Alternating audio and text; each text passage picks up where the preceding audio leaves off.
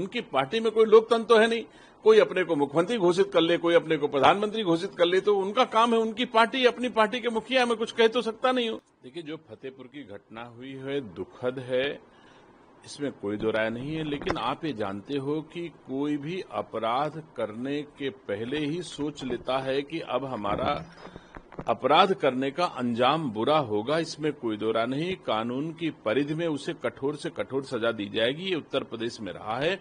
और जो दो लोगों का नाम आपने उल्लेख किया, समाजवादी पार्टी की सरकार और बहुजन समाज पार्टी की सरकार, मैं कह सकता हूं उन दोनों लोगों को पहले अपने गिरेबान में झांक के देखना चाहिए कि उनके कालखंड में किस तरह का अपराध होता था।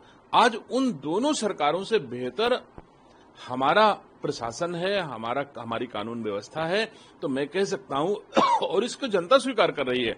जनता हमको जनादेश दे रही है, आशीर्वाद दे रही है, सेवा करने का अवसर दे रही।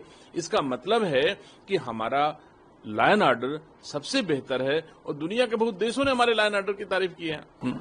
सर, कांग्रेस का कल सीडब्ल्यूसी की पहली मीटिंग थी, आरबी अधिवेशन अहमदाबाद में चल रहा है।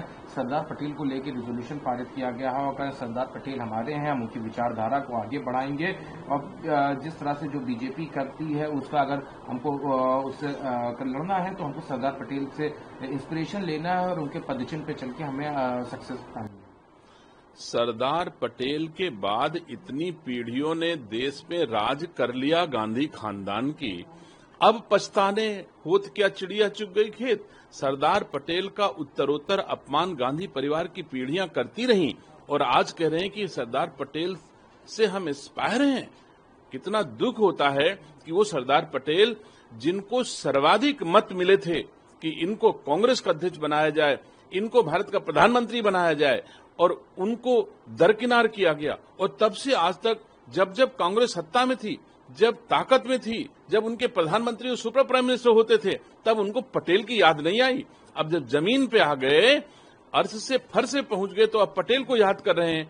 मैं नहीं समझता कि जितना अपमान पटेल का गांधी नहीं किया होगा। वक्फ बिल को लेकर एक्ट को लेकर कल पश्चिम बंगाल में प्रदर्शन था, प्रदर्शन हिंसक हुआ, पुलिस की गाड़ियां जला दी गई, लोगों को आगजनी करी गई। क्या लगता है कि प्रदर्शन के नाम पे इस तरह की जो घटना पश्चिम बंगाल से सामने आई है उसको कैसे देखते हैं? एक तरफ रामनवमी का कार्यक्रम भी चल रहा था और दूसरी तरफ इसके चलते उत्पात मचाया गया। देखिए, पश्चिम बंगाल में तो बहुत चीजें हैं, अब उसके बारे में मैं क्या से कह सकता हूं। जहां पर आयुष्मान भारत का कार्ड लोगों को, गरीब लोगों को इलाज के लिए नहीं दिया जा रहा है, वहां के बारे में हम कुछ नहीं कहेंगे। लेकिन मैं इनको ईश्वर सद्बुद्धि दे, श्री अखिलेश यादव जी को, राहुल गांधी जी को, ये तो नहीं कह रहे हैं कि वहां लॉ एंड ऑर्डर खराब है। यहां उत्तर प्रदेश के लॉ एंड ऑर्डर पर क्रिटिसाइज करते हैं और पश्चिम बंगाल में हो रहा है, तब अखिलेश यादव के मुंह में दही जम गया है, तब नहीं बोल सकते हैं कि साहब लॉ एंड ऑर्डर वहां खराब है, वहां पर कानून व्यवस्था ठीक नहीं है। लेकिन वो तो उनके साथ खड़े हैं, तो जो कुछ करेंगे अच्छा करेंगे। काफी बोले तेजस्वी यादव ने अपनी रैली के दौरान अपने आप को मुख्यमंत्री का चेहरा घोषित किया है। कल मुशर्रफ महारैली थी, उसमें उन्होंने कहा।